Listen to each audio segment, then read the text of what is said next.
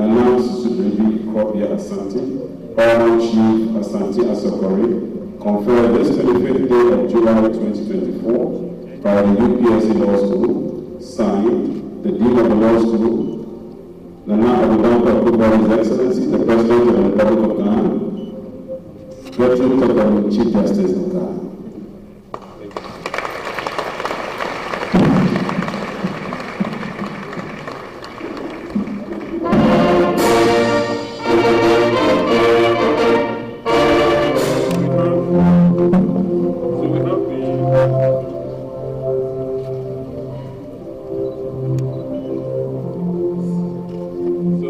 At this stage, we have where we confer the award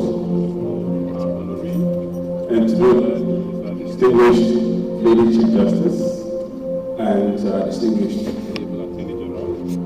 I will, with permission, would like to read the contents of the citation, and I will read it. To see why this extraordinary man has poured his life into the development of our nation.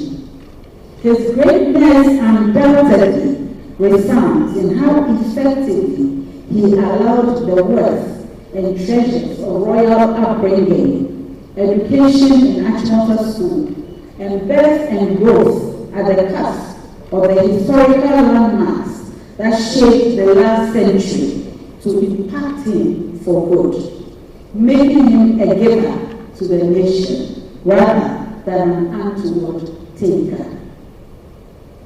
Leonardo da Vinci is quoted as saying that, quote, whoever sows virtue reaps honor.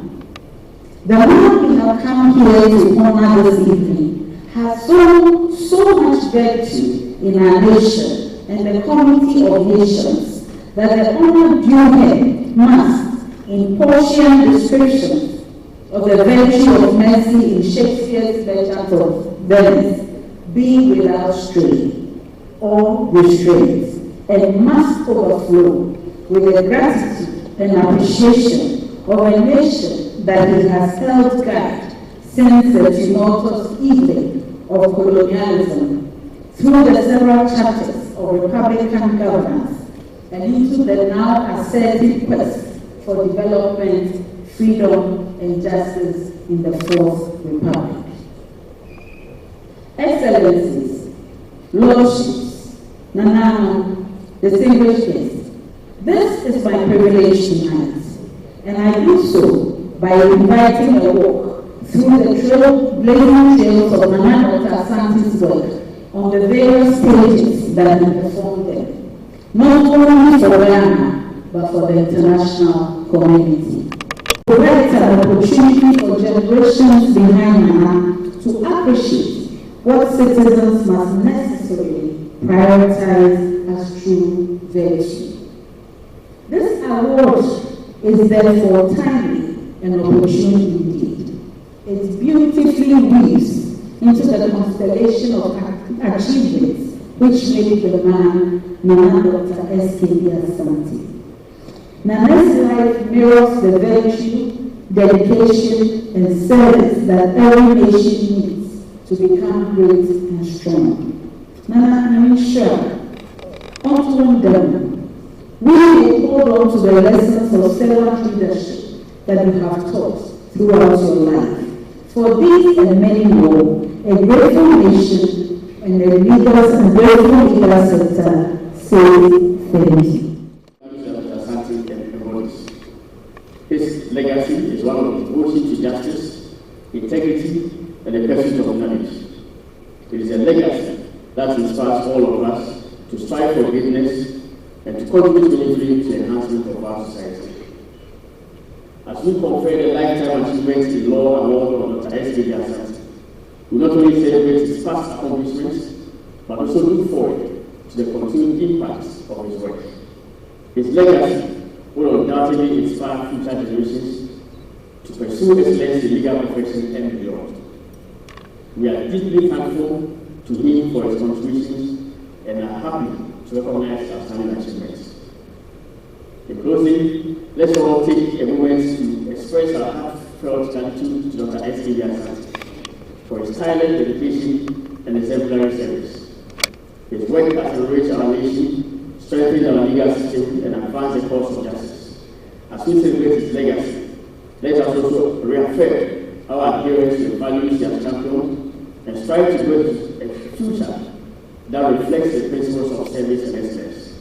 Congratulations once again to Dr. SKB Asante and Asokore Asante on this world-deserved honor.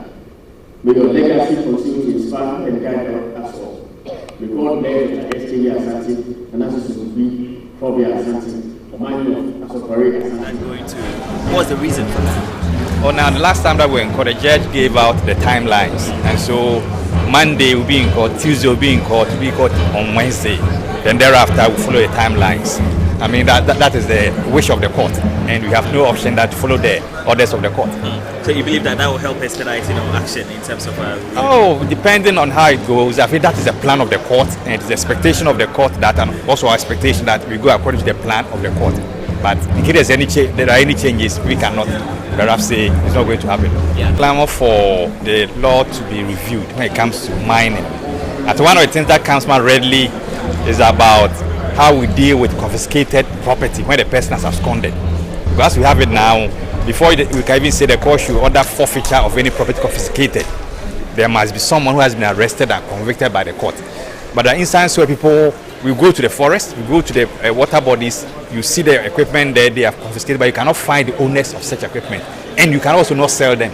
And when you see them, that's why the excavators lying around. So there's a need for us to amend the law so that every day, if you abscond and that property is actually seized by the security agencies, there must be a procedure to have it confiscated to the state for the use of the state. It's very bad. As a growing democracy, we must make sure that we are able to sanitize the space. We are not resorting to hate speech. And if you engage in such actions, you can be prosecuted in a way. If you make statements that are likely to cause a breach of the peace, still you can be prosecuted by the state. But we don't want to get there. I just want to caution all of us to look at disinformation and misinformation. Let's stick to the real facts. If the fact is A, you say it is A. If it's B, you say it's B. But you don't have to muddy the waters by giving hate speeches or misinforming people or disinforming people. That's not the way to go.